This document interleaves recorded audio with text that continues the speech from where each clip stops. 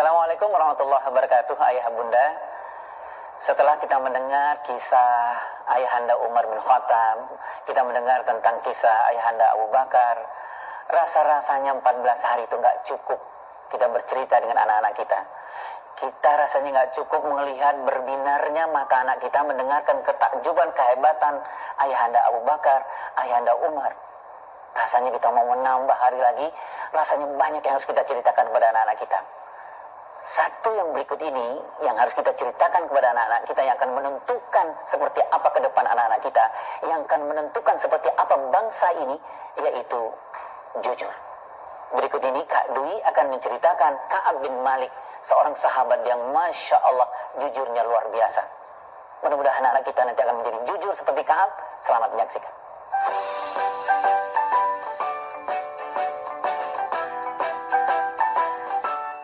Adakah hukuman buat orang yang jujur? Emang ada? Ada. Siapa dia? Dia adalah sahabat Rasulullah, namanya Ka'ab bin Malik. Suatu ketika datang pengumuman perang, jihad fi sabilillah. Maka kemudian Rasulullah mengutus orang untuk memanggil kaum muslimin untuk siap-siap berangkat berperang.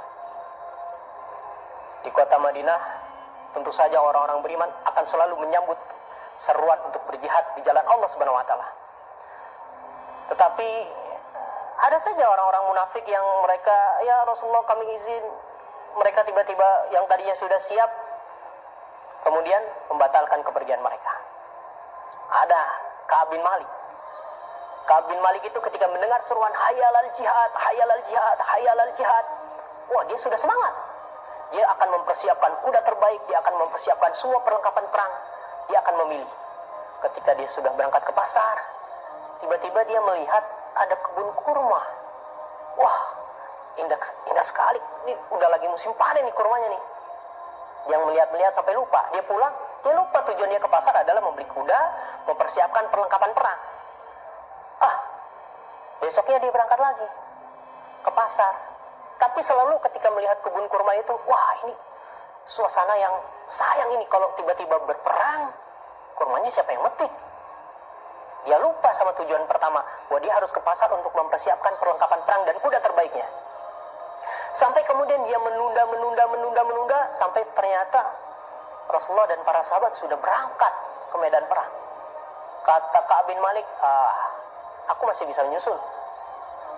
Dia pergi ke pasar lagi, tapi ternyata sekali lagi dilupakan. Dia tidak berangkat juga. Sampai akhirnya udah terlambat, nggak mungkin dia akan menyusul. Maka ketika sudah terlambat itu, Ka'ab bin Malik merasa menyesal sekali.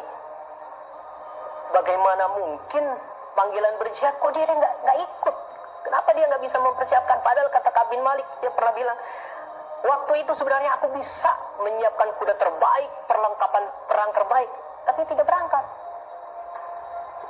Sampai kemudian setelah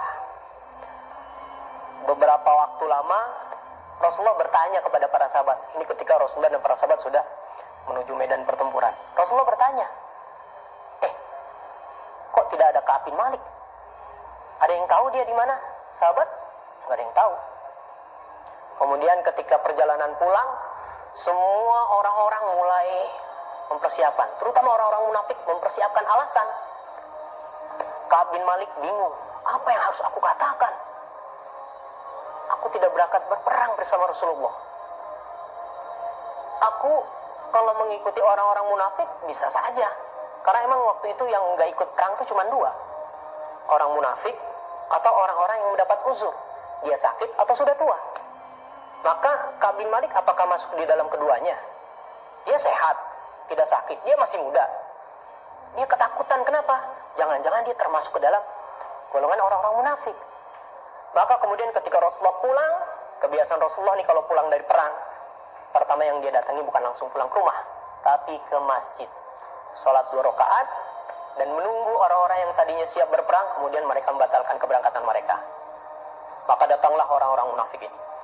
Ada yang bilang, ya Rasulullah, aku tidak ikut berperang karena aku harus menjaga ayahku yang sedang sakit. Ada lagi, ya Rasulullah, aku sedang sakit. Semuanya dimaafkan sama Rasulullah SAW. Giliran Ka'ab bin Malik, udah dikit lagi tuh, sedang antrian.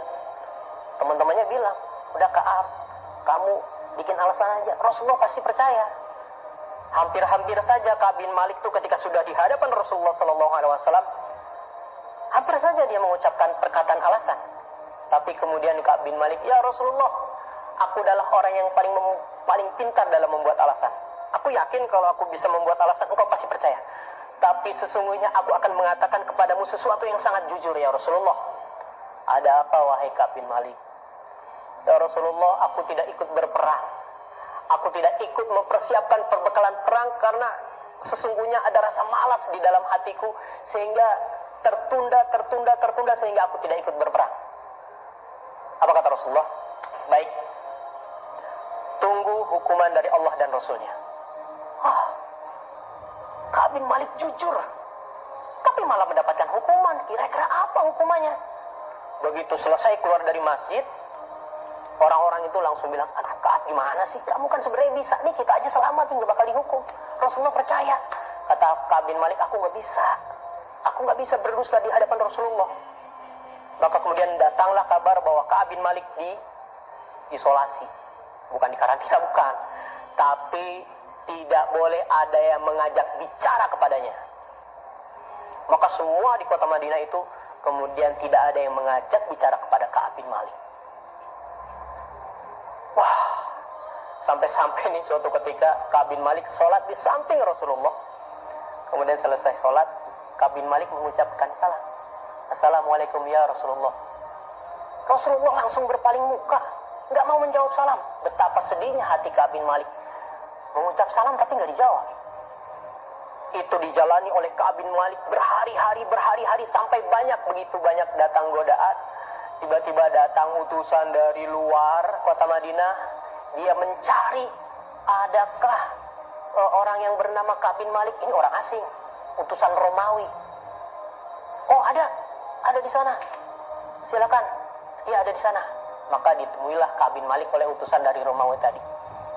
Apa keperluan Tuhan? Kata Ka'ab bin Malik. Wahai Ka'ab, kami mendengar katanya engkau dihukum oleh pemimpinmu Muhammad Rasulullah. Ya, ikut kami saja. Ikut kami pergi ke negeri Romawi karena sungguhnya kamu di sini dicuekin, kamu di sini dihukum. Pergi kepada kami saja. Apa kata Ka'ab bin Malik? Silakan kalian pergi. Kalian pergi dari hadapanku. Aku lebih cinta Allah dan Rasulnya. Luar biasa. Bayangin teman-teman. Jujur dihukum, tiba-tiba ada datang orang menawarkan kekayaan, menawarkan hijrah itu, tapi ditolak sama Ka'ab bin Malik. Sampai-sampai tuh dia punya saudara sepupu, begitu juga dicuekin juga. Sampai tiba di satu hari, kabarkan kepada Ka'ab bin Malik, kata Rasulullah, dia harus berpisah dari istrinya. Hah? Kata Ka'ab bin Malik, apakah maksudnya berpisah itu dia tidak boleh tinggal bersama istrinya suruh pulang ke rumah orang tuanya. Bertambah-tambahlah kesedihan Ka'ab bin Malik. Tadinya dia mungkin masih bisa cerita kepada istrinya, dia masih bisa mengeluh, tapi sekarang dia benar-benar sendirian. Sampai itu udah 30 hari, tiba-tiba disuruh ditambah lagi diisolasi. Yang tadinya dia masih bisa bercerita sama orang lain, sekarang benar-benar gak ada tempat lagi untuk curhat. Sampai waktu yang tidak bisa dia tentukan. Kebayang gak teman-teman? Jujur, malah dihukum. Sampai kemudian di hari yang ke-40, tiba-tiba datang utusan Rasulullah. Ketika itu Ka'ab bin Malik baru saja selesai sholat. Didatang utusannya. Wahai Ka'ab bin Malik, wahai Ka'ab bin Malik. Ada apa ini? Kok biasanya kan gak ada yang ngajak aku bicara, tiba-tiba ada utusan bertanya kepadaku, wahai Ka'ab bin Malik, sesungguhnya engkau sangat berbahagia hari ini. Kenapa?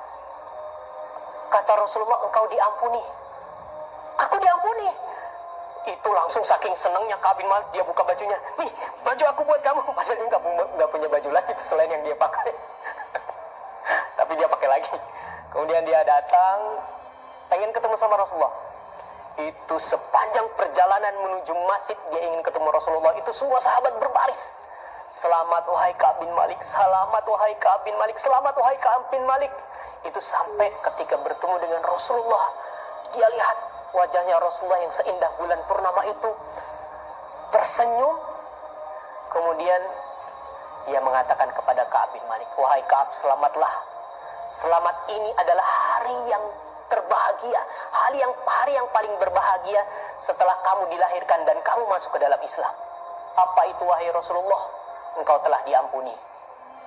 Apakah aku diampuni olehmu atau oleh Allah wahai Rasulullah? Kata Rasulullah, engkau diampuni oleh Allah Subhanahu wa taala. Langsung Ka'ab bin Malik memeluk Rasulullah dengan bercucuran air mata. Semua sahabat yang melihat semuanya terharu. Itu kata Ka'ab bin Malik, itulah satu-satunya pertempuran, satu-satunya peperangan yang tidak pernah diikuti oleh Ka'ab bin Malik. Setelah itu dia selalu hadir dalam setiap perjuangan bersama Rasulullah sallallahu alaihi wasallam. Teman-teman, luar biasa. Masya Allah, bagaimana kejujuran Ka'ab bin Malik itu justru mengangkat derajat dia, justru meningkatkan keimanan dia kepada Allah Subhanahu wa taala. Masya Allah. Assalamualaikum.